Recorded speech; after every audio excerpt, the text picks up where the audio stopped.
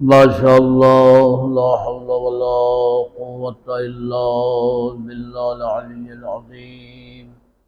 أعوذ بالله من الشيطان اللعين الرجيم. بسم الله الرحمن الرحيم.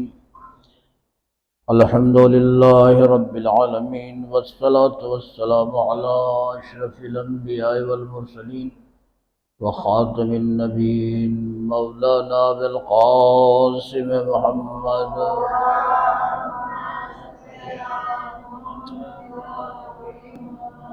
وعلى أهل بيته الطيبين الطاهرين المعصومين المظلومين المنتخبين واللعنة الدائمة الباقية على أعدائهم أجمعين من الآن إلى قيام يوم الدين.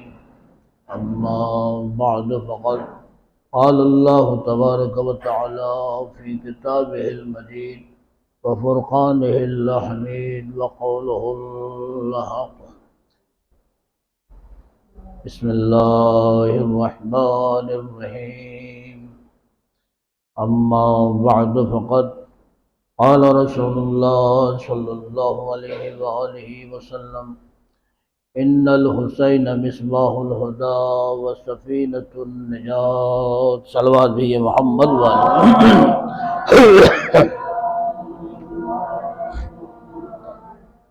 حضرات کرام قدر، آج محرم کی 6 تاریخ ہو چکی ہے اور ہم امام حسین اور 72 شہدائے کربلا کی شہادت کا بی بی فاطمہ زہرا سلام اللہ علیہا کو پرسہ دینے کے لیے جمع ہوئے ہیں.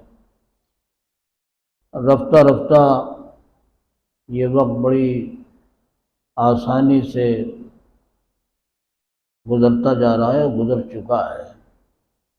اب مصائب کی تاریخیں زیادہ منسوب ہیں کہ آپ کی خدمت میں مصائب زیادہ پیش کیے جائیں تاکہ غم حسین میں چند قطرے آنسو جو ہمارے گرے ہیں وہ رومال جناب سیدہ میں جگہ پا سکیں. بہت ہی اختصار کے ساتھ میں آج مصائب تھوڑا زیادہ پڑھے جائیں گے اور فضائل کی طرف میں کم ذرا اشارہ کروں گا. تو میں یہی سے ابتدا کر رہا ہوں کہ میرا عنوان پتہ ہے آپ حضرات کو کہ رسول نے فرمایا کہ میرا حسین ہدایت کا چراغ ہے اور سفینہ نجات ہے. اسی کے ذیل میں نے اپنا عنوان جو بنایا تھا وہ تھا ذکر حسین اور فکر حسین. ذکر حسین کے ساتھ ساتھ ہمیں فکر حسین بھی دیکھنا ہے. تو بس یہیں سے فکر حسین میں اب شروع کر رہا ہوں. لہذا ہم سبھی حضرات کو فکر حسین کو دیکھنا ہے زیادہ تر. ذکر حسین بھی اہم ہے، میں اس سے انکار نہیں کر رہا ہوں، لیکن فکر حسین جو ہے وہ بہت اہم ہے. اس لیے کہ اگر فکر حسین ہمارے اندر آ گئی تو کربلا کا دامن ہم نے پکڑ رکھا ہے. اگر فکر حسین ہمارے درمیان یا ہماری زندگی میں نہیں ہے تو ہم نے کربلا کو بہت دور چھوڑ دیا ہے. وہاں کی یاد دہانی، وہاں کی یادگاریں، وہاں کی شہادتیں، ان کی قربانیاں بے مقصد ہوں گی اگر ہم نے اس کو ادا نہیں کیا. فکر حسین اگر ہم نے اپنی زندگی میں اپنے بچوں اور نسلوں کے اندر ہم نے منتقل نہیں کیا ہے تو آپ سمجھ لیجئے کہ ہمارا جینا جو ہے اور ہمارا بچوں کا تربیت دینا کرنا اور ساری محنتیں بیکار ہیں. لہذا اس مقصد پہ نگاہ رہے. میں یہ بات آج ایک حدیث سے شروع کر رہا ہوں، وقت کے اندر ہی انشاءاللہ 11 بجے تک بات کو ختم کر دوں گا اور اس وقت 10:20 ہو رہا ہے. پیغمبر نے فرمایا کہ ماں باپ کا حق بچوں کے اوپر کیا ہے۔ یہ مشترکہ بات ہے جو عورتیں بھی سن رہی ہیں، ان کے لیے بھی ہے اور مردوں کے لیے بھی ہے، ان کے لیے بھی ہے، کسی ایک سے مخصوص نہیں ہے۔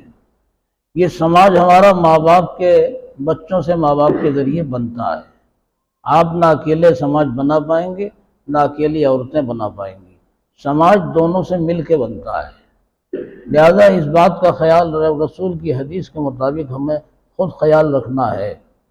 پیغمبر نے فرمایا کہ ماں باپ کا فرض ہے کہ کم سے کم بچے کو 3 طرح کی تعلیم بہرحال دیں، 3 باتیں بہرحال سکھائیں۔ پہلی بات جو اہم بات ہے جو سکھانا ہے ماں باپ کو، اپنے بچوں کو تربیت دینا ہے، وہ ہے پیغمبر نے فرمایا کہ بچوں کے دل میں محمد اور آل محمد کی محبت پیدا کرنا چاہیے۔ اگر آپ نے یہ کام نہیں کیا ہے نا اپنے بچوں کے لیے، تو آپ نے حق تربیت اور حق حسین، مقصد حسین، فکر حسین کو آپ نے پکڑا ہی نہیں اور نہ ہی اسے منتقل کیا، نہ ہی آپ نے ہی خود اپنایا۔ تو سب سے پہلی ذمہ داری ماں باپ کی یہ ہے، والدین کی، جو حسین کا مقصد یہ تھا کہ بچے کو اہل بیت کی محبت ان کے دل میں اتارنا چاہیے۔ اب اس کا طریقہ کیا ہوگا؟ طریقہ یہی ہے کہ آپ مصائب حسین، ذکر حسین، تاریخ حسین، نام حسین، واقع حسین، معجزات حسین اور آپ کی کارکردگی جو کچھ تھی حسین کی اور اہل بیت کی، اس کو آپ کو سناتے رہنا ہے بچے کو۔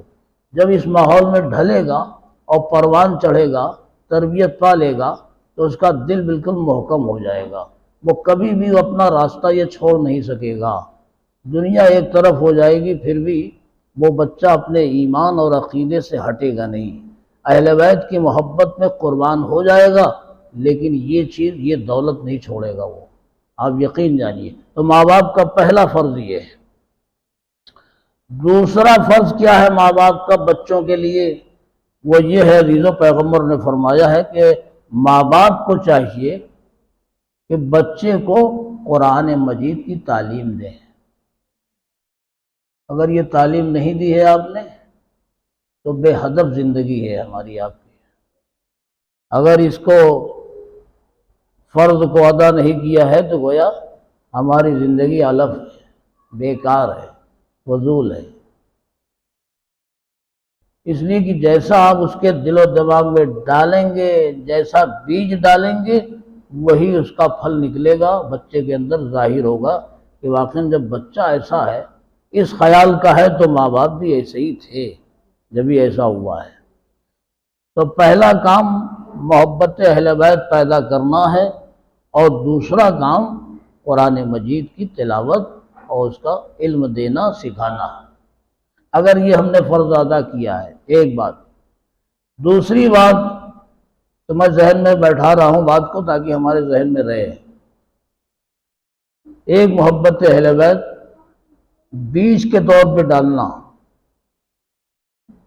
انشاءاللہ جب یہ بیج آپ ڈال دیں گے نا محبت اہل بیت کا اور قرآن مجید کی تعلیم کا، تو یہ ایسے کہ جیسے برسات میں بارش کے بعد سبزے لہلہاتے ہیں کھیتوں میں، ایسے ہی آپ کی اولاد لہلہائے گی آپ کے بعد، آپ کی زندگی کے بعد یہ لہلہائیں گے۔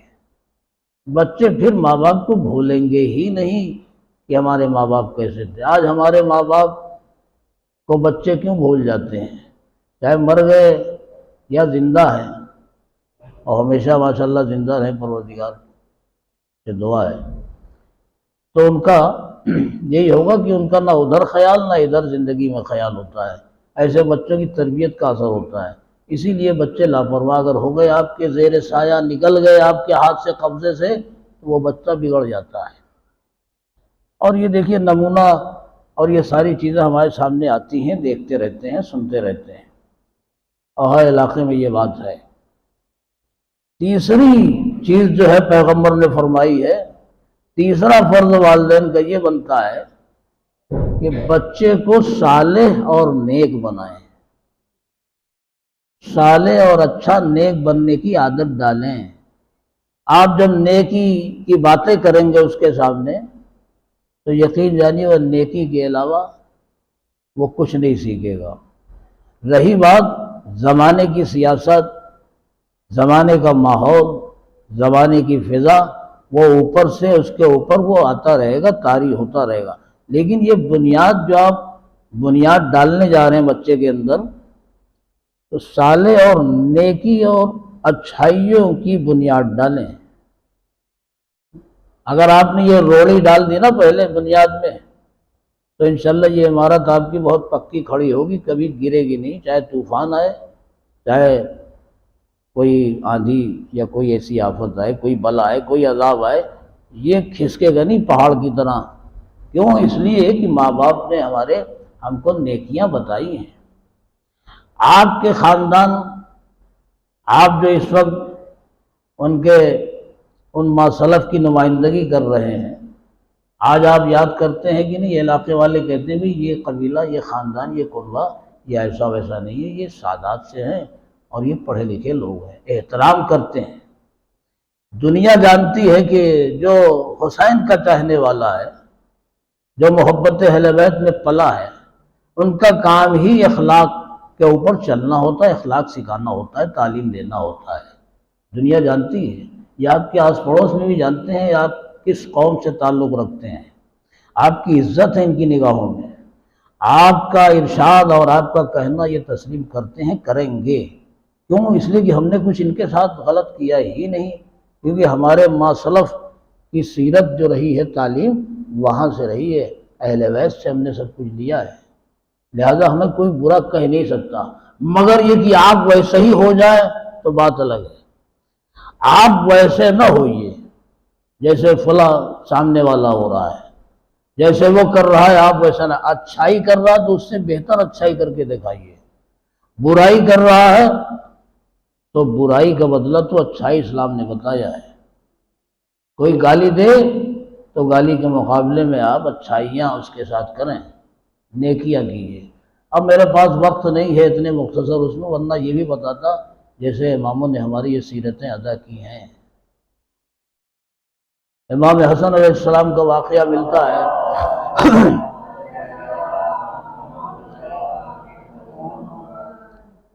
ہمارے اماموں کے دشمن سارے دنیا میں پائے جاتے ہیں، تو ہمارے دوسرے امام کی خدمت بھی میں سنا چکا ہوں، لیکن چونکہ بات آ گئی اس لیے میں عرض کر رہا ہوں، سوچی ہوئی بات نہیں تھی، آ گئی بہت ہی خلاصے کے ساتھ۔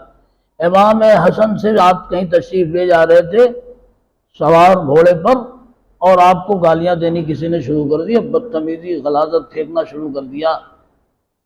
امام گھوڑے سے نیچے آئے اور اس کے قریب گئے، اس سے سلام کیا امام نے۔ تو جانتے ہیں اگر ہم آپ ہوتے تو وہاں کے اوپر واقعی علاوہ گالی کے تو تڑاک سے ہم اور کچھ نہ بولتے، اور نہ جانے کیسی کیسی گالیاں اسے بھی دے دیتے ہیں۔ وہ کیا تھا؟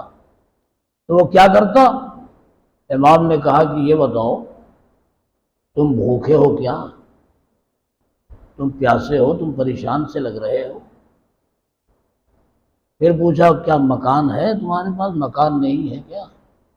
اگر مکان نہیں ہے تو میں مکان ہوں، اگر بھوکے ہو تو میں تمہیں سیر کروں، کھانا کھاؤ، اور کپڑے نہیں ہیں تمہارے جسم پر، گھر میں کپڑے پہننے کے نہیں ہیں تو بتاؤ میں کپڑے دے دوں۔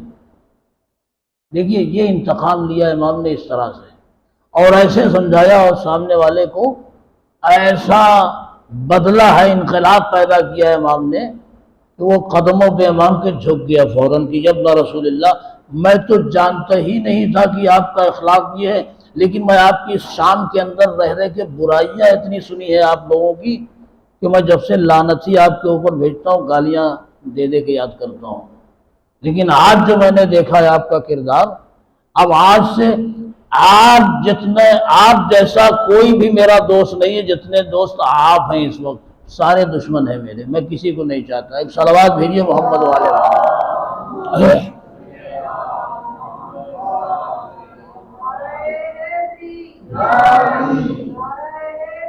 یا علی یا علی میں کیا حسین.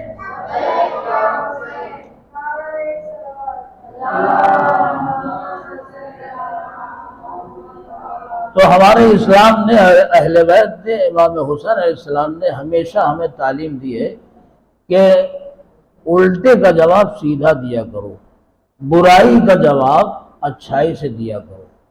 آپ بھی راحت میں ہوں گے، عزت آپ کی برقرار ہوگی، آپ کی شخصیت اور وقار بنا رہے گا. یہ میں چیزیں بہت بار خطبوں کے اندر بھی میں کہہ چکا ہوں. بہرحال اس کا توڑ یہی اچھائیاں ہیں.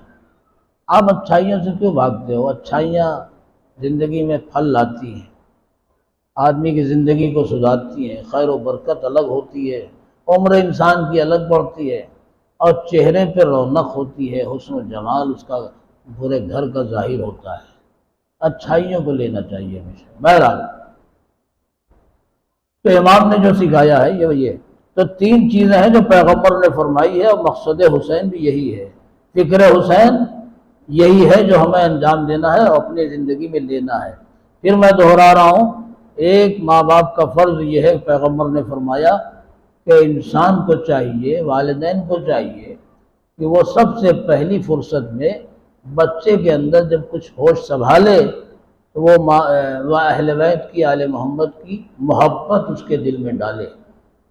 اب اس کا طریقہ کیا ہوگا؟ آپ کچھ سنا کے متاثر ہو کر کے آپ ان کو.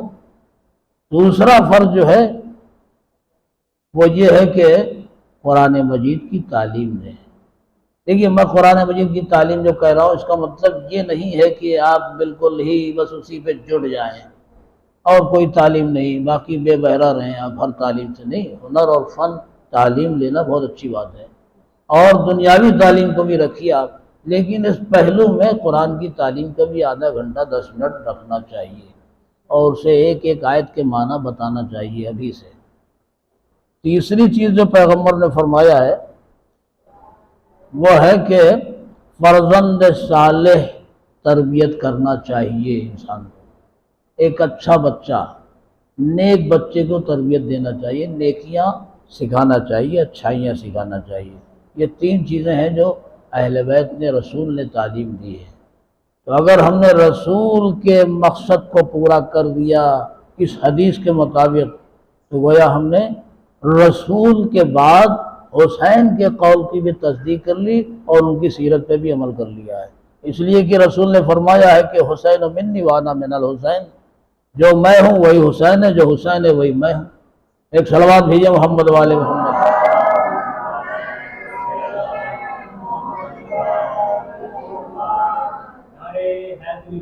یار حیدری یا علی یا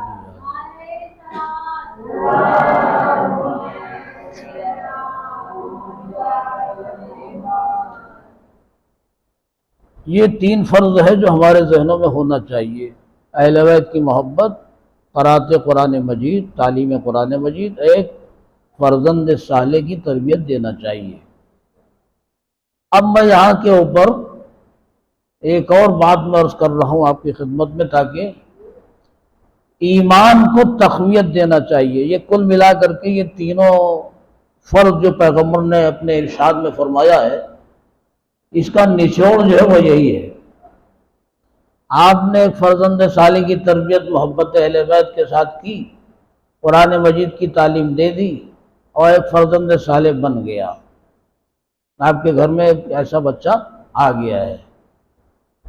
آگے جو مرحلہ پہنچتا ہے اور ذمہ داری بنتی ہے اس کے ایمان کو محکم اور مضبوط بنانا، تاکہ بہکے نہ کہیں.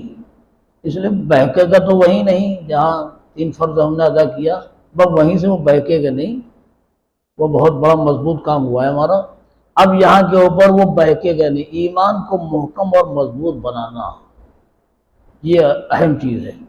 اگر ہم نے بچے کے اندر ایمان کو مضبوط اور محکم کر دیا ہے نا تو کبھی بھی ڈاماڈول زندگی میں نہیں ہوگا، کسی بھی حادثے کا شکار نہیں ہوگا. امتحان الگ بات ہے، لیکن کسی حادثے میں وہ کچھ ہوگا نہیں، اس کا کوئی نقصان نہیں ہوگا. یہ طے کر لیجیے آپ.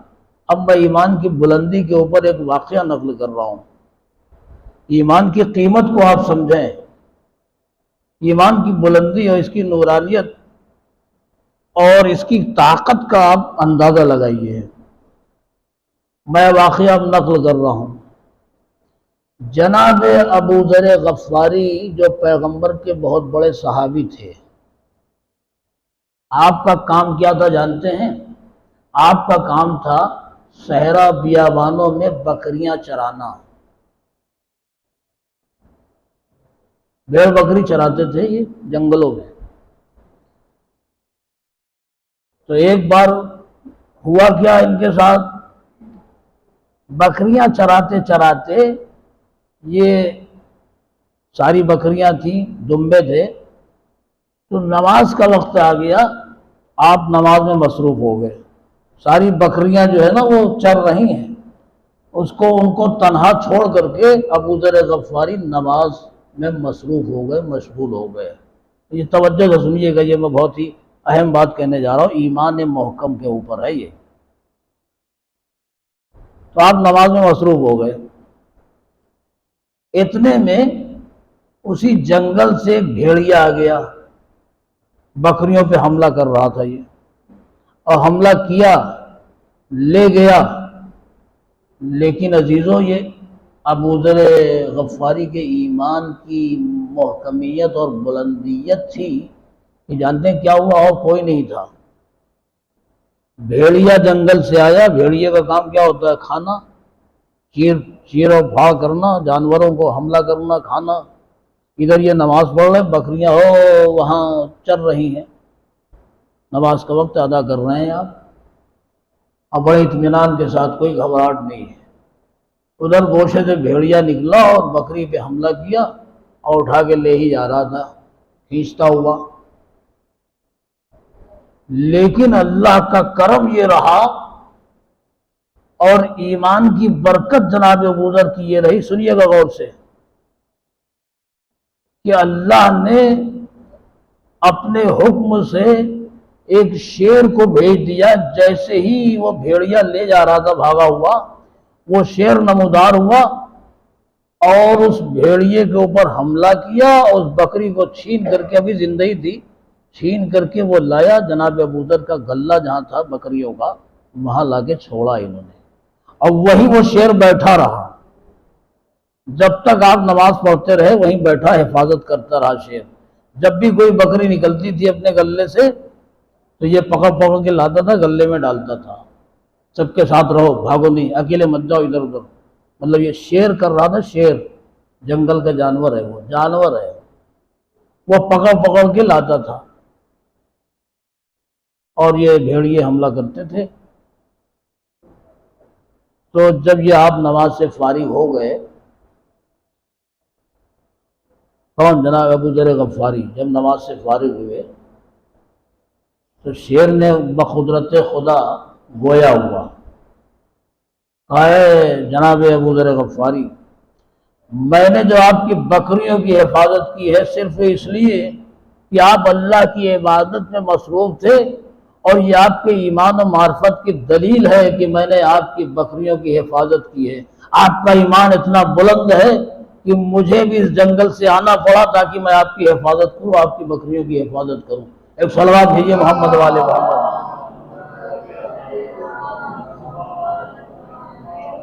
یہ جناب ابو ذر غفاری کے ایمان کی دلیل اور بلندی ایمان کا معیار و کمال ہے کہ اللہ کی طرف سے غیب سے اللہ نے اس ایمان کی بدولت جو ہے آپ کو بھی محفوظ رکھا اور بکریوں کو بھی، دمبوں کو بھی محفوظ رکھا۔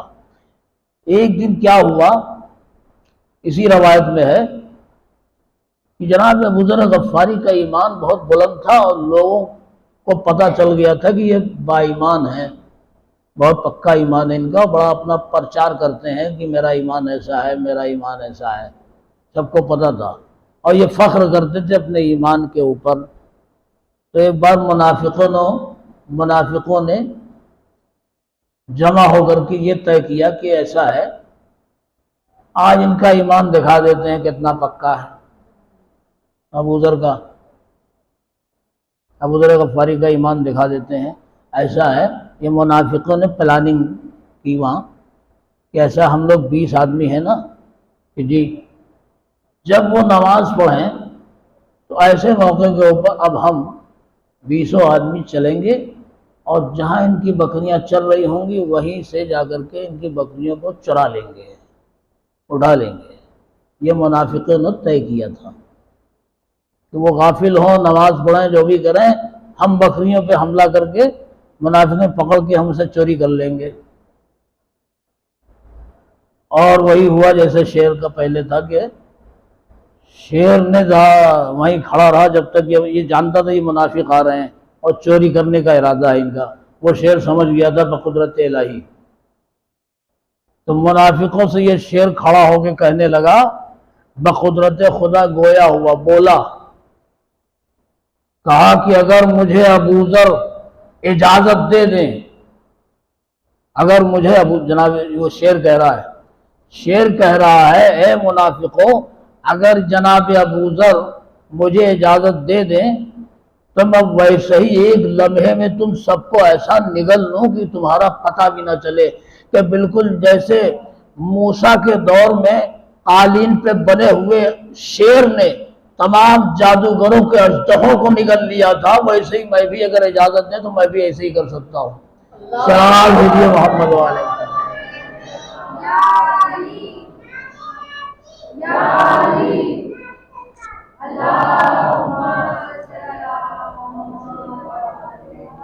یہ شیر کا کمال تھا، نمائندگی کر رہا تھا ابو ذر کے ایمان کی، بلندی ایمان کی۔ تو آپ اپنے کو مایوس و محروم نہ سمجھیے، اگر صحیح اور سچا ہمارا ایمان ہے اللہ اور رسول پر، اہل بیت پہ، تو ہماری بھی پروردگار حفاظت کرے گا۔ اس کو قبیلہ اور خاندان تھوڑی دیکھنا ہے، یہ میرا رشتہ دار ہے اس کی مدد کرو، یہ ان سے ہمارا کوئی تعلق نہیں ہے، ارے چھوڑو جانے دو مرنے دو، پروردگار یہاں یہ سب بات نہیں ہے۔ تو جو ابو ذر، اور ابو ذر کون تھے؟ ایک صحابی رسول تھے، مختصر چھوٹے سے صحابی تھے، ان کے ایمان کی یہ دلیل ہے اور یہ کمال ہے۔ تو عزیزو جب ایک صحابی کے ایمان کی یہ منزل ہے اور یہ کمال ہے تو جو کل ایمان ہوگا اس کا کیا مقام ہوگا؟ صلوات بھیجیے محمد والے محمد۔ اور جناب فاطمہ زہرا جب بیت الحرم کے پاس آتی ہیں، خانہ کعبہ کے دیوار کے پاس جب آپ کھڑی ہی بطن مادر میں علی موجود ہیں اور آپ کے پیدا ہونے کا وقت قریب آ رہا ہے، کوئی راستہ نہیں، خانہ کعبہ کا در بند ہے، دروازہ اصلی در جو مین دروازہ تھا وہ بند ہے، اور ولادت کا وقت آپ کے قریب آ گیا ہے، کل ایمان آنے والا ہے۔ جب کل ایمان کے والدہ اور ماں کا یہ مقام ہے کہ ادھر فاطمہ بنت اسد نے دیوار کعبہ کے شگافتہ ہونے کے اوپر اشارہ کیا اور دیوار اشارے سے تقسیم ہو گئی، شگافتہ ہو گئی، تو جب کل ایمان کی ماں کا یہ کمال ہے تو خود کل ایمان کا کیا کمال ہوگا؟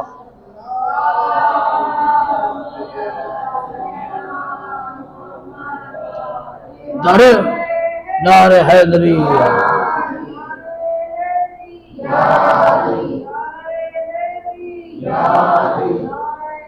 اللہم صل علی محمد وآل محمد۔ جناب فاطمہ بنت اسد کوئی معصومہ تھوڑی تھی، لیکن دیکھیے آپ کے ایمان کی جلالت اور کرامت دیکھیے کہ خانہ کعبہ کی دیوار بھی شگافتہ کر دیا آپ نے، کیسے؟ ایک اشارے سے۔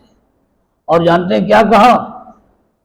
پروردگار کی بارگاہ میں اپنے دونوں ہاتھوں کو جناب فاطمہ بنت اسد نے بلند کیا، کہا پروردگار اس مولود کا واسطہ جو میرے شکم میں ہے، فاطمہ بنت اسد ماں تھی اور مولا علی بیٹے تھے، ہاتھوں کو بلند کیا فاطمہ بنت اسد نے اور دعا کی کہ پروردگار میں واسطہ دیتی ہوں آپ کی بارگاہ میں کہ جو مولود میرے شکم میں ہے اس کا واسطہ کہ اس در کے اندر شگافتہ ایک سوراخ کر دے یا در کو شگافتہ کر دے، کیونکہ میری مشکل ہے اور میری مشکل کو تو ہی آسان کر سکتا ہے۔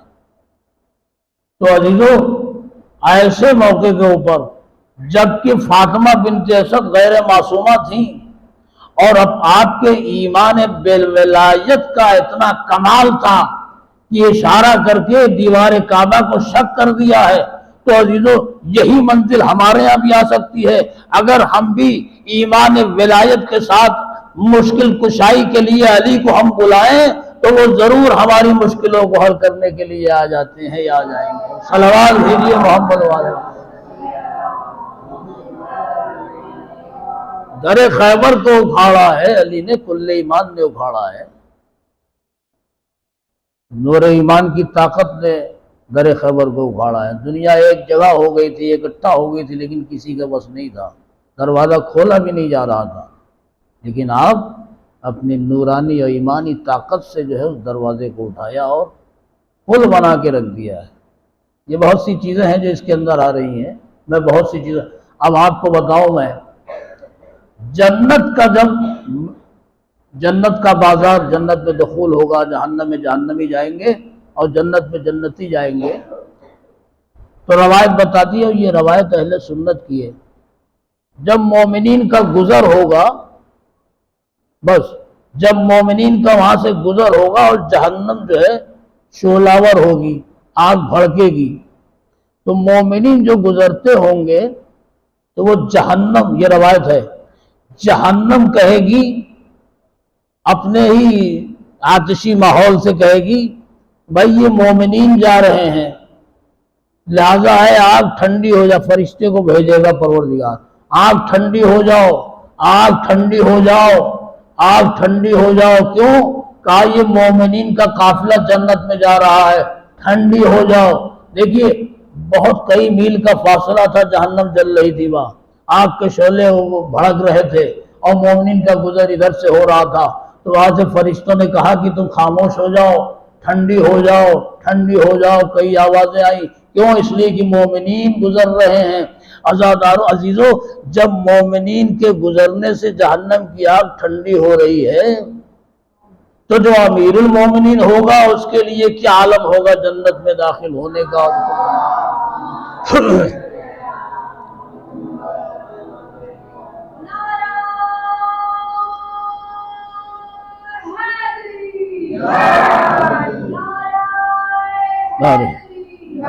یا علی یا علی۔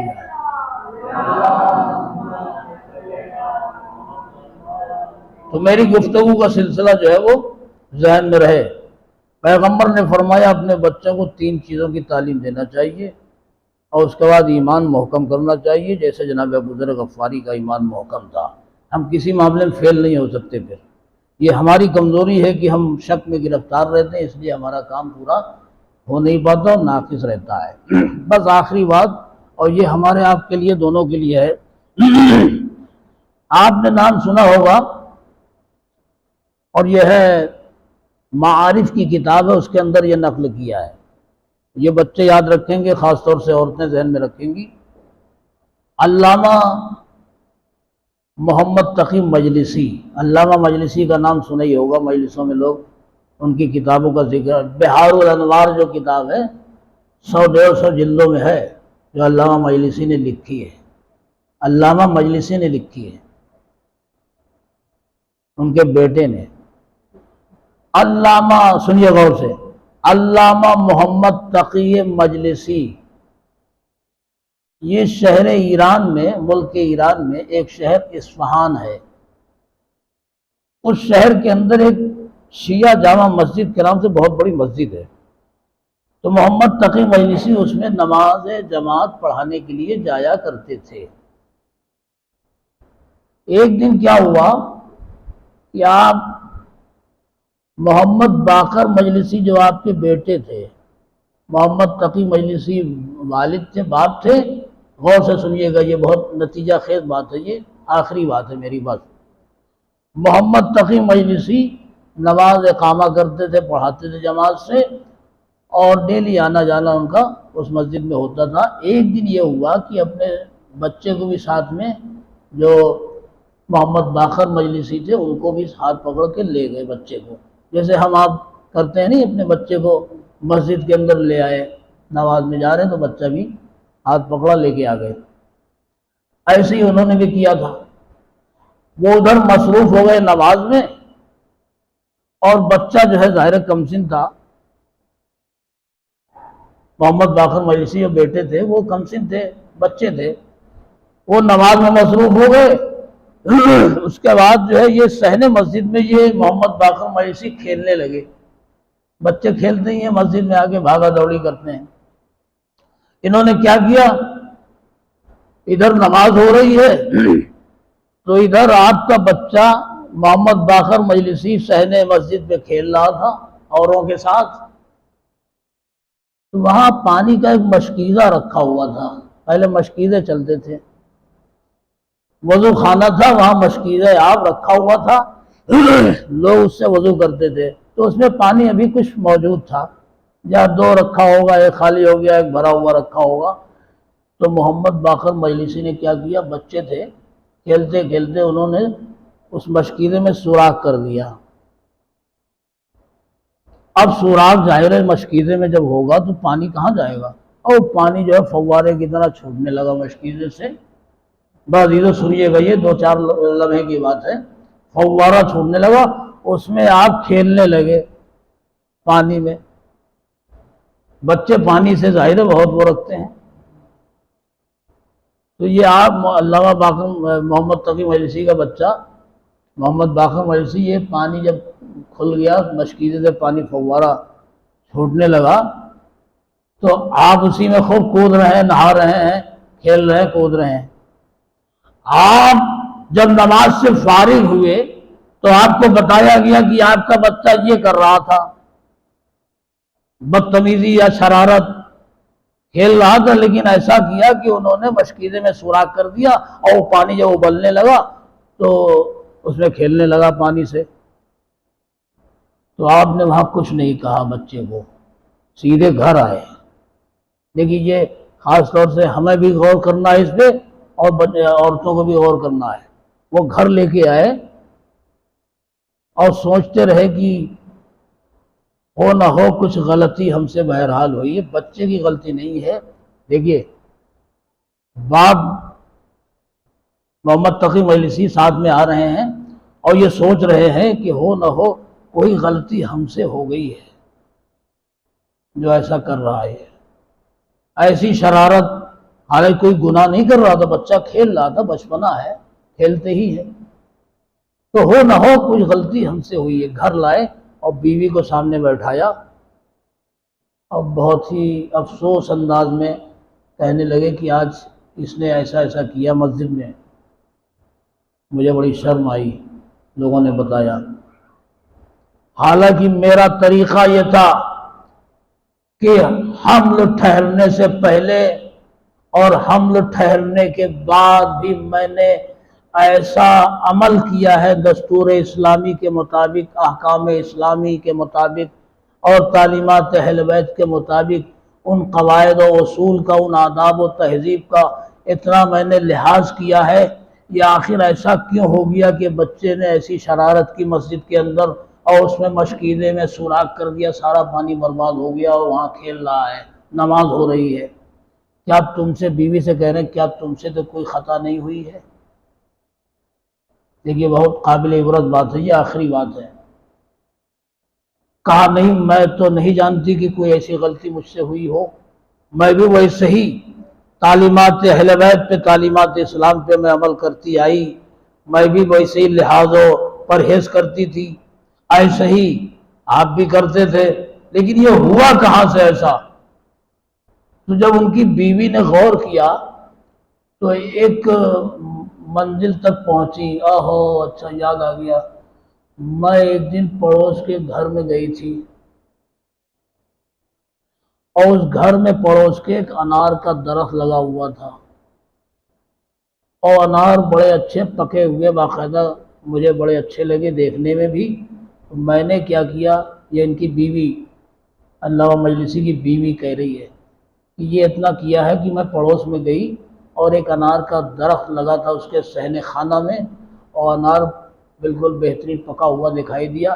میں نے کیا کیا، ایک سوئی اٹھائی اور سوئی سے میں نے انار میں سوراخ کر دیا اور اس کا ذائقہ میں نے چکھا تھا، بس اس انار کا ذائقہ میں نے چکھا تھا، یہ تو یاد ہے مجھے۔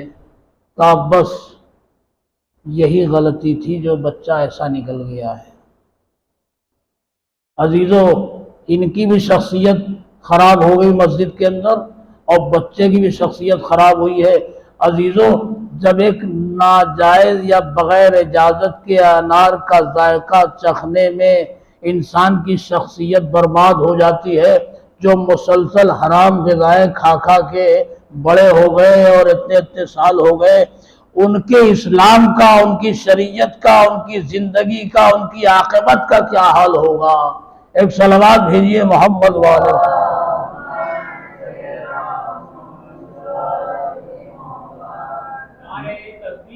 اللہ اکبر، اللہ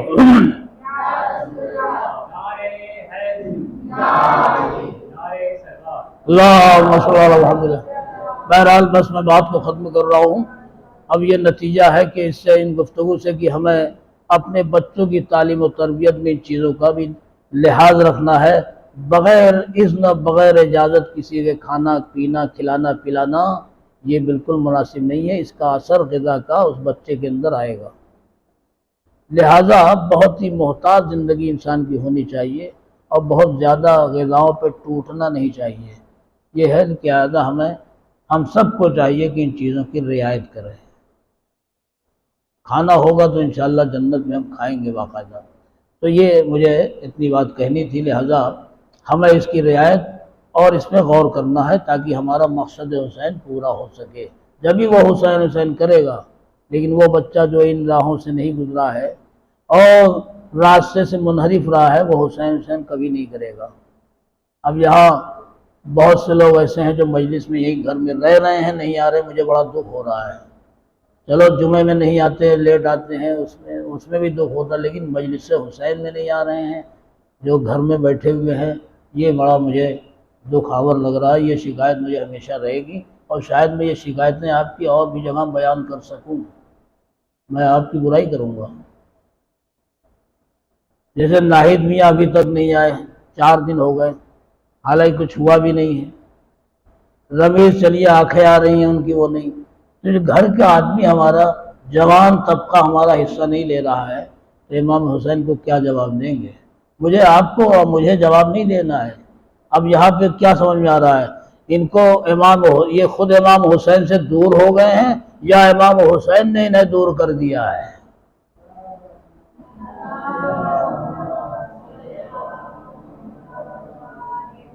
یہ بڑے افسوس کی بات ہے۔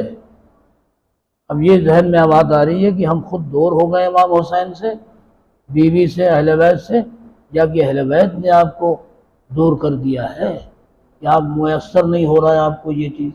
بہرحال یہ ایسی چیز ہے جو غور کرنے کی ہے۔ میں اعلیٰ اعلان کہہ رہا ہوں ممبر سے، جو حق ادا کرنا ہے مجھے، سمجھا؟ بہرحال میں اب اس سلسلے کو یہیں ختم کر رہا ہوں۔ دیکھیے آدھا گھنٹہ 40 منٹ ہو گئے ہیں۔ اب آپ 2-3 منٹ کے اندر آج ہے 6 محرم، اور 6 محرم عام طور سے جناب علی اکبر سے منسوب ہے، جیسا کہ مرثیہ بھی بچی نے جناب علی اکبر کے حوالے سے پڑھا، میرا دل بالکل رونے لگا تھا۔ جناب علی اکبر کی شخصیت کربلا کے میدان میں، عزیزو، یہ کوئی چھپی ہوئی بات نہیں ہے۔ میں بہت ہی شروع سے بغیر اس کی تمہید امید میں بیان کروں، جب روز عاشور نمودار ہوئی ہے اور اصحاب و انصار باری باری اجازت لے کے مولا کے قدموں پہ جان نثار کر رہے ہیں، تو اسی میں ایک مرتبہ جناب علی اکبر بھی اپنے بابا کی خدمت میں آتے ہیں، ہاتھوں کو جوڑ کے کہتے ہیں، بابا، ارے میرے ساتھی جا چکے ہیں، اصحاب و انصار جا چکے ہیں، آپ مجھے کب اجازت دیں گے مرنے کے لیے؟ کہ بابا بس اب مجھ سے دیکھا نہیں جاتا، بابا مجھے اجازت دیجیے، بابا مجھے مرنے کی اجازت دیجیے۔ بار بار کوشش کر رہے ہیں جناب علی اکبر، لیکن ادھر بابا اجازت نہیں دے رہے ہیں۔ تو کہتے کیا ہے؟ کہتے ہیں، بیٹا علی اکبر، میں تمہیں کیسے اجازت دے دوں؟ تم تو میرے رسول کی شبیہ ہو، جب میں رسول کو دیکھنا چاہتا تھا تو میں تمہاری صورت دیکھ لیا کرتا تھا، تو رسول کی زیارت ہو جاتی تھی۔ عزیزو، جناب علی اکبر اتنے حسین و خوبصورت تھے، آپ سن نہ سکیں گے انشاءاللہ، اور گریہ کیجیے، چند قطرات جو ہے وہ بی بی فاطمہ کے رومال میں جگہ پا لیں گے تو انشاءاللہ ہماری نجات کے لیے کافی ہوگا۔ जनाब अली अकबर अलैहिस्सलाम के बारे में मिलता है कि जब मदीने में आप जवानी में निकलते थे मदीने की बाजारों में, तो रवायत बताती है कि सारे दुकानदार उठ उठ के खड़े हो जाते थे अली अकबर को देखने के लिए। इतना हसीन और जमील चेहरा था आपका कि लोग कहते थे कि अरे ये रसूल आ गए हैं, ये कहाँ से रसूल आ गए हैं। लोग खड़े होकर ज़ियारत करते थे। अजीजों, आप अंदाजा लगाइए कि जब अली अकबर इतना हसीन और जमील दुश्मनों की निगाह में था, तो उस माँ की निगाह में कैसा रहा होगा। अजरकुम अल्लाह। अज़ादारों, आप जितना गिरिया कर लें वो नाकाफी है। परवरदिगार से दुआ है कि हमारे जवानों को भी परवरदिगार इसी अंदाज का, इसी किरदार का हामिल बना दे। जब अली अकबर रोज़ आशूर खैमे में इजाज़त लेने के लिए आते हैं, तो एक मर्तबा इमाम हुसैन कहते हैं, बेटा मैं इजाज़त दे दूंगा, लेकिन पहले खैमे के अंदर अपनी बीवियों से जाके इजाजत ले लो। ज़ैनब जिसने तुम्हें पाला है, अपनी माँ से इजाजत ले लो, पहले वहां से इजाजत हासिल कर लो। आज़ादारों, अली अकबर खैमे के अंदर जाते हैं और सबसे इजाजत लेते हैं, और खैमे के अंदर से जब आप रुखसत हो रहे हैं आज़ादारों, तो रुखसत होते होते तमाम बीवियां हल्के में लिए हुए खड़ी है, कहती हैं कि बेटा अली अकबर, हम ऐसे तुम्हें नहीं जाने देंगे। हम तो एक मर्तबा रसूल की शबी हम बना के तुम्हारी ज़ियारत करना चाहते हैं, हम अपने नाना की ज़ियारत करना चाहते हैं। अज़ादारों, जैसे ही अली अकबर खैमे से बाहर बरामद हो रहे थे, तो रवायत बताती है कि एक औरत ने अली अकबर का दामन थाम लिया और कहा कि ए भैया, अरे मुझे तन्हा क्यों छोड़े जा रहे हो, मैं कहाँ कैसे जिंदा रहूंगी। अज़ादारों, मेरी समझ में नहीं आता ये कौन सी औरत थी जो अली अकबर का दामन थामती थी और अली अकबर को रोकती थी, मेरे समझ में नहीं आता। देखिए, अगर कोई बड़ी औरत होती है किसी को रोकने के लिए, तो वो इंसान का दामन नहीं बल्कि इंसान का बाजू पकड़ती है, इंसान का कांधा पकड़ती है, इंसान के सर के हिस्से में पकड़ती है। लेकिन ये कौन सी बीवी है जो अली अकबर का दामन थाम रही है और रोक रही है। अज़ादारों, जब मैंने इसकी बररसी की, जब मैंने इसकी तहकीक की, तो क्या निकला, अरे वो कोई बीवी नहीं, वो जनाब सकीना, हुसैन की कमसिन बच्ची सकीना, वो अपने भैया का दामन थाम के रोक रही थी। भैया अली अकबर, अरे हमें तुम तन्हा कहाँ छोड़ के जा रहे हो, हम किसके सहारे जिंदा रहेंगे। अजरकुम अल्लाह। मैं पूरी शहादत नहीं पढ़ूंगा, बस इशारा करके बस सहमत तमाम करूंगा। अली अकबर घोड़े पे सवार हुए और सवार होते ही एक मर्तबा अपने बाबा को अलविदा कहा, अब्बा खुदा हाफिज, बाबा खुदा हाफिज, बाबा खुदा हाफिज। एक मर्तबा हुसैन ने कहा, बेटा अरे तुम जा तो रहे हो, लेकिन जब तक हमारा तुम्हारा सामना हो हमें मुंह मुंह के देखते रहना, क्योंकि एक बाप अपने बेटे को जब रुखसत करता है उसका दिल मानता नहीं। क्या मेरा बाप, मेरा बेटा किस मुसीबत में जा रहा है, अल्लाह करे इसे सही और सालिम जो है मेरे घर वापस कर दे। अज़ादारों, जब तक अली अकबर और हुसैन का सामना रहा, अली अकबर मुंह के देखते रहे। जब आप मैदान में पहुंचे अज़ादारों, तो अब अली अकबर नजर नहीं आ रहे हैं और जंग शुरू हो गई है, हमले पे हमला हो रहा है। अज़ादारों, चारों तरफ से अशकिया अली अकबर पे वार कर रहे हैं, यहाँ तक कि एक मर्तबा अली अकबर घोड़े पे संभल न सके, घोड़े से जमीन पर आए, एड़ियां रगड़ रहे हैं। अज़ादारों, इसी असना में किसी जालिम ने, जब अली अकबर जमीन पे तड़प रहे थे, किसी जालिम ने अली अकबर के सीने में कैसा नेज़ा मारा कि वो नेज़ा अली अकबर के सीने में गड़ गया। इधर आवाज दी, या बताओ अदरिकनी, ए बाबा मेरी खबर लीजिए। अज़ादारों, हुसैन अपने बेटे की आवाज के सहारे मख्तल में पहुंचे और कहा कि ए बेटा ये बताओ तुम्हारी कोई हाजत है क्या। अजरकुम कोई हाजत हो बेटा बताओ। कहा बाबा मेरी कोई हाजत नहीं है, बस इतना कर दीजिए کہ میں آپ کی زیارت کر لوں، میرے آنکھوں سے خون صاف کر دیے، میری آنکھیں خون سے بھری ہوئی ہیں، اور بابا ایک کام اور ہے، اگر آپ کر سکتے ہو تو وہ میرے ساتھ وہ کام کر دیے۔ کہا وہ کیا؟ کہا بابا یہ میرے سینے میں نیزہ بڑا تکلیف دے رہا ہے، آپ اگر ہو سکے تو میرے سینے سے، میرے کلیجے سے نیزے کی برچی کو نکال لیجئے۔ عزادارو، ایک مرتبہ حسین نے اپنے گھٹنے کو زمین کربلا پہ ٹیکا اور یا علی کہہ کے علی اکبر کے سینے سے برچی کا پھل نکالا۔ عزادارو، برچی تو نکالا حسین نے، لیکن ہائے غضب ہو گیا، علی اکبر کا کلیجہ بھی اس برچی کے ساتھ باہر آ گیا۔ انا للہ و انا الیہ راجعون۔ منزل اور آگے بڑھتی ہے۔ اب امام حسین نے جب دیکھا کہ میرا نوجوان کڑیے جوان زمین پہ ایڑیاں رگڑتا ہوا اور اس دنیا سے رخصت ہو گیا ہے، اب اس لاش کو امام حسین اٹھاتے ہیں، لیکن بوڑھے باپ سے جوان کا لاشا نہیں اٹھتا ہے۔ تھوڑی دور چلتے ہیں، آواز دیتے ہیں، خیمے کی طرف دیکھتے ہیں، اے بنی ہاشم کے بچوں آؤ، اس جوان کی لاش مجھ سے نہیں اٹھتی ہے، آؤ ذرا سہارا دو۔ عزادارو، خیمے سے چھوٹے چھوٹے بچے برآمد ہوئے، کوئی علی اکبر کا ہاتھ پکڑ رہا ہے، کوئی علی اکبر کا پیر پکڑ رہا ہے، کوئی گردن سنبھالے ہے، کوئی جو ہے علی اکبر کی کمر پہ ہاتھ رکھے ہوئے، اس طرح سے علی اکبر کا لاشا خیمے کے پاس حسین نے پہنچایا۔ اب آپ سنیے عزیزو، آخری فقرہ ہے۔ جب جناب امام حسین مظلوم کربلا جناب علی اکبر کی لاش کو خیمے کے دروازے پہ رکھا تو تمام بیویوں میں کوہرام برپا مچ گیا۔ ادھر زینب بھی آ کے لپٹ گئی، علی اکبر ماتم شروع کر دیا۔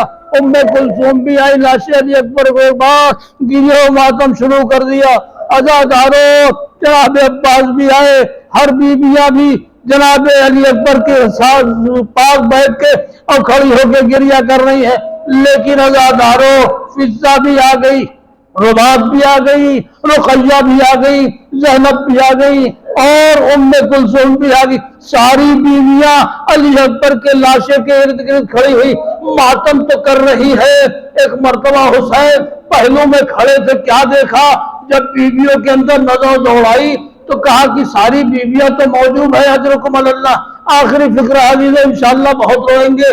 پہلو میں کھڑے دیکھ رہے ہیں کہ ساری بیویاں تو علی اکبر کی لاشے پر ہے، ماتم کر رہی ہے، رو رہی ہے، لیکن کیا وجہ ہے کہ ان ساری بیویوں میں ام لیلہ نظر نہیں آ رہی ہے؟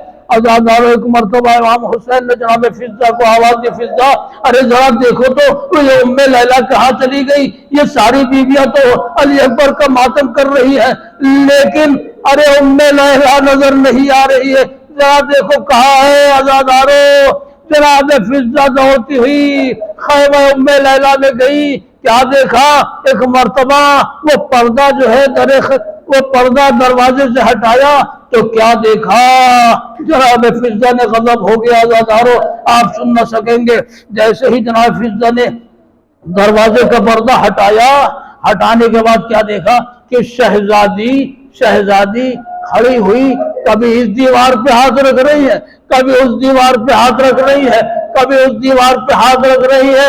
ایک مرتبہ فضہ نے یہ انداز دیکھا، کہا اے شہزادی یہ بتائیے یہ کیا قیامت آ گئی ہے؟ آخر کیوں آپ دیواروں پہ ہاتھ رکھے ہوئے ہیں؟ کیا آنکھوں سے آپ کے دکھائی نہیں دے رہا ہے؟ عزادارو، اور پھر پوچھ رہی کوئی چیز کھو تو نہیں گئی ہے؟ آپ ڈھونڈ رہی ہے کیا چیز گم ہو گئی ہے؟ آپ دیوار کا سہارا لے کے کوئی چیز ڈھونڈ رہی ہے ایسا لگ رہا ہے۔ عزادارو، ام لیلہ نے سنیے جواب کیا دیا۔ ام لیلہ نے کہا اے اماں فضہ، ارے میری کوئی چیز کھوئی نہیں ہے، میں کوئی چیز ڈھونڈ نہیں رہی ہوں، ارے میری آنکھوں سے نور چلا گیا اور میری آنکھوں سے کچھ دکھائی نہیں دے رہا ہے، ارے میرا علی اکبر میرا ساتھ چھوڑ گیا، جو میری آنکھوں کا نور تھا اب میری آنکھوں سے کچھ دکھائی نہیں دے رہا ہے، میں کدھر کو جاؤں؟ میں لاش علی اکبر میں کیسے پہنچوں؟ میری آنکھوں میں دکھائی نہیں دے رہا ہے۔ عزادارو، جب دربار شام سے رہائی اہل بیت کی ہوتی ہے تو بیویوں نے کہا کہ پہلے ہمارے سرائے شہداء کو ہمارے سامنے پیش کیا جائے، ہم پہلے ماتم کریں گے، ہم پہلے اپنے عزیزوں کے اوپر گریہ کریں گے، ہم ماتم کریں گے، مجلس کریں گے، تمام سروں کو واپس کرو۔ بس آخری فکر ہے جناب علی اکبر کے حوالے سے عزادارو، ایک مرتبہ شامی عورتیں آئیں، سب جمع ہو گئی اور ایک ایک کے سروں کے اوپر ماتم ہو رہا ہے۔ حسین کا بھی سر ہے، علی اصغر کا بھی سر ہے، قاسم کا بھی سر ہے، اور محمد کا بھی سر ہے، عباس کا بھی سر ہے، سارے سرائے شہداء ایک جگہ جمع کر کے بیویاں ماتم کر رہی ہے دربار یزید میں۔ اب رخصتی کا وقت ہے۔ عزادارو، جب یہ سارے سرائے شہداء آ گئے اور بیویاں رونے پہ آمادہ ہو گئی، نہ ماتم کرنے لگی، تو ماجرا کیا ہوا؟ ایک شامی عورت اٹھی بیچ سے اور کہنے لگی کیا اجازت ہے میں ایک بات پوچھوں؟ زینب نے کہا ہاں بیوی پوچھ سکتی ہو، لیکن دیکھو پانی کا سوال نہ کرنا، پانی ہمارے پاس موجود نہیں ہے، پوچھنا ہو تو پوچھو۔ عزادارو، اس نے بڑی ہمت کی، بیویوں سے پوچھا، کہا کہ اے بیوی یوں تو سارے سر جتنے رکھے ہوئے ہیں ان سے نور ساطع ہو رہا ہے اور آسمان کی طرف جا رہا ہے، لیکن یہ کس جوان کا سر ہے کہ اس کی ماں نے اس جوان کو، حسین و جمیل جوان کو کیسے رخصت کیا ہوگا؟ یہ بتائیے کہ جب یہ جوان شہید ہوا کیا اس کی ماں دنیا میں موجود تھی؟ یہ سننا تھا۔ ام لیلہ ایک مرتبہ کھڑی ہو گئی، ایک شامی عورت، ارے میں ہوں اس جوان کی ماں ام لیلہ، میرے سامنے میرا لال علی اکبر دم توڑ گیا اور دیکھو گی میری آنکھوں سے نور ختم ہو گیا، میری آنکھوں سے علی اکبر کے بعد دکھائی نہیں دے رہا ہے، دنیا میری نگاہوں میں اندھیر ہو گئی ہے۔ الا لعنت اللہ علی القوم الظالمین، سیعلم الذین ظلموا ای منقلب ینقلبون۔ پروردگارہ بحق محمد وآل محمد، ہماری اس مختصر سی ادا کو قبول فرما۔ پروردگارہ بحق محمد وآل محمد، ہم بہت گنہگار ہیں، ہمارے گناہوں کو بخش دے۔ پروردگار بحق محمد وآل محمد، ہمیں جو مقروض ہیں ان کے قرض کو ادا کر، اور جو مشکلات ہیں ہمارے درمیان اور آپسی کوئی اختلاف ہے پروردگار، بے برکت محمد وآل محمد اور بے فرش امام حسین کے صدقے میں ان پریشانیوں کو، ان اختلافات کو برطرف فرما۔ پروردگار ہماری نظر و نیاز کو قبول فرما، اور جو مرحومین اس میں حصہ لے رہے ہیں، لے چکے ہیں، اور ان کے نیک اور اچھے ارادے کی تکمیل فرما ہمارے ذریعے سے، اور ہم سبھی کو صحت و سلامتی کے ساتھ، دنیا پیار و محبت کے ساتھ دنیا میں زندگی گزارنے کی توفیق عنایت کر۔ پھر ایک مرتبہ سورہ الحمد اور 3 مرتبہ سورہ توحید کی تلاوت فرما کر تمام اس کنبے کے جو عزیز و اقارب و رشتہ دار مر چکے ہیں، گزر چکے ہیں، ہمارے درمیان نہیں ہے، پروردگار بحق محمد وآل محمد اس کی برکت سے ان کو ایصال پہنچے اور ان کے ارواح کو بلند مقامات پہ جگہ عنایت کر، ارواح معصومین کے ساتھ محشور فرمانا۔ بسم اللہ الرحمن الرحیم، الحمدللہ رب العالمین، الرحمن الرحیم، مالک ایاک نعبد صراط الذین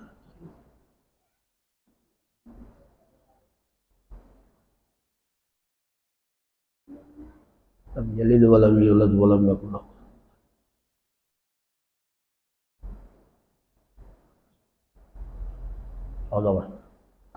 ماتم حسین، یا حسین، یا حسین، یا